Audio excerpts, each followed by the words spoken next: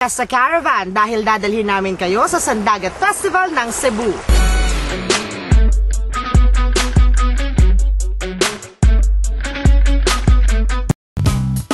The province of Cebu is known for attracting tourists from all walks of life. Two of the reasons for this, the Sinulog Festival and of course the Santo Niño.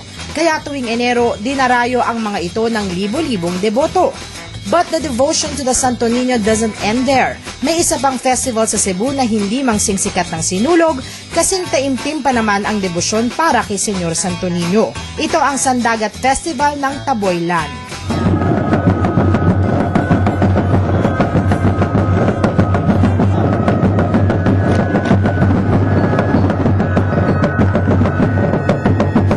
Makarating ka ng Taboylan, babiyahe ka ng 2 to 3 hours by land mula sa Cebu City. Malayo na nga ang Taboylan mula sa syudad. Napaka-laid back ng mga residente dito. Tahimik, simpleng pamumuhay ika nga.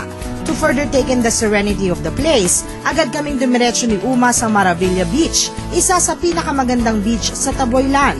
This is also the site where the Sandagat Festival is celebrated.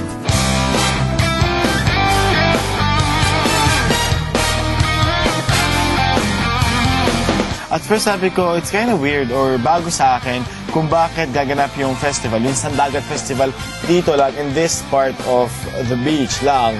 Yeah. Kasi usually sa kalsada, siguro sa munisipyo. Di ba? Pero dito lang siyang gaganap. Kasi nga, sinasabi nila, itong ang Sandagat Festival na ito ay in honor of Santo Niño. Isa siyang fluvial procession Isa sa mga highlight ng festival. Marami pa rin sa mga Cebuano daw mismo ang hindi pa alam. Hindi pa alam sa lugar na ito. Okay. Bakit nga kaya? Hindi ko alam. Kanayin natin. Let's go.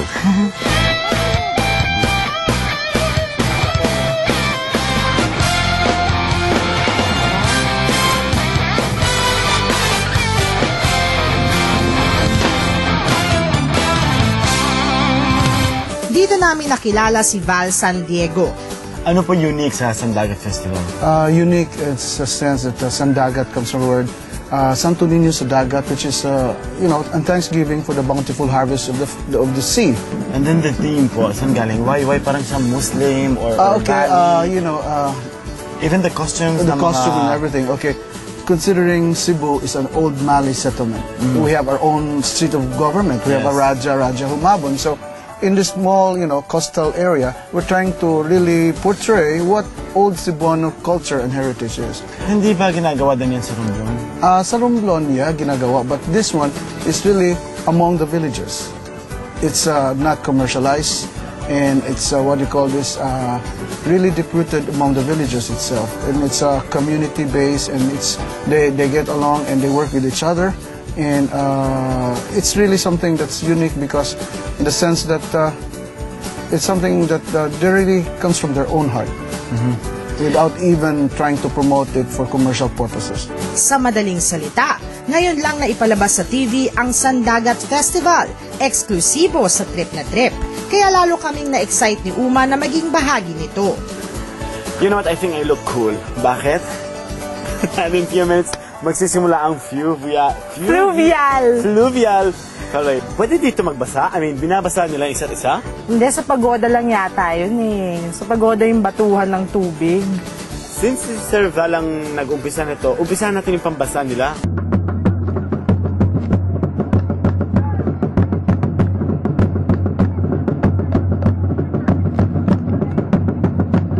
Understandably, masasabi natin na ang mga Cebuano talaga ay 100% ang kanilang devotion sa Santo Niño. Alam mo, this is something new, this is something unique when you see them dancing in the water.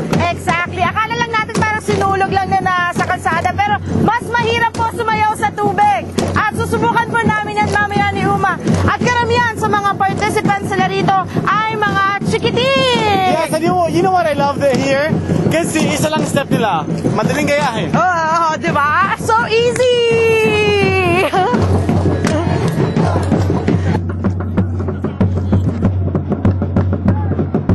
Pagkatapos iparada ang Santo Niño, isang dance showdown ang naganap. May mga bata,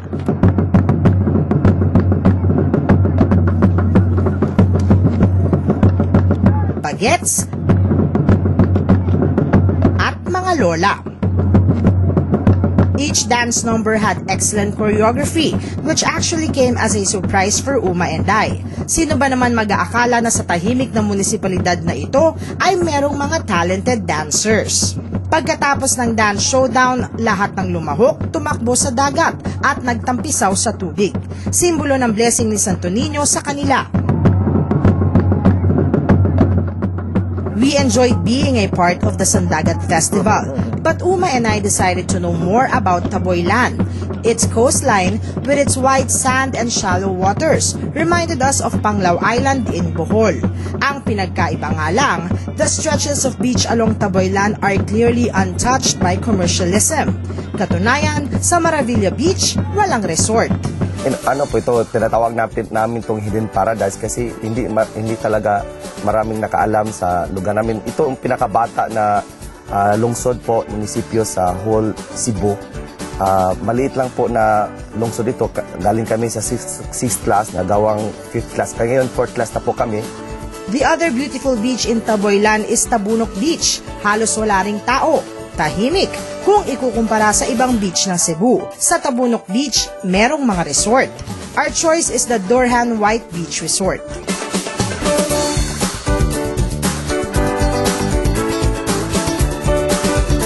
Yung big cottage natin is 2,005. Ilan ang kasya? That is 12 to 15 Oy, persons. pwede na. That is non-aircon room and then with refrigerator and the stove.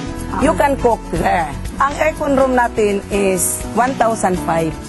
Good for 2 to 3 persons.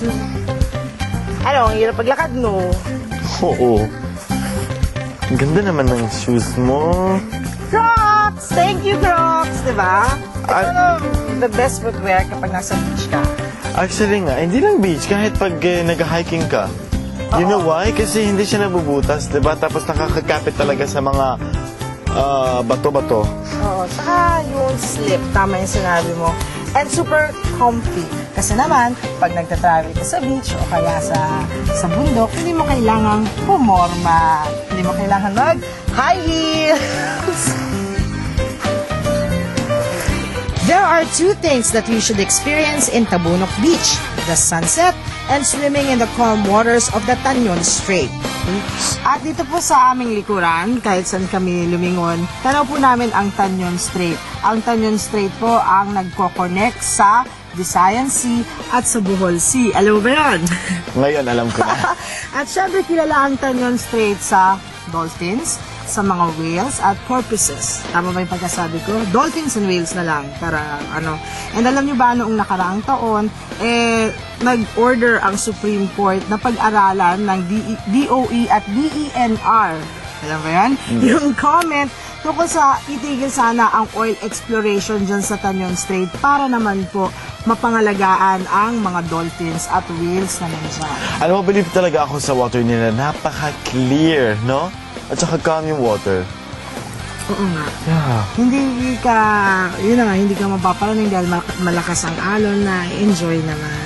Saka tahimik. Tahimik. At lagi hinahanap namin sa trip na trip, yung anything that would take your mind off your own problems. Exactly. Marirelax. Sometimes you think kasi when the resort is a bit far from the city, natatakot tayo kasi malayo. Pero yun na yun eh. When it's far, mas tahimik, di ba? Mas makaka-relax pa tayo.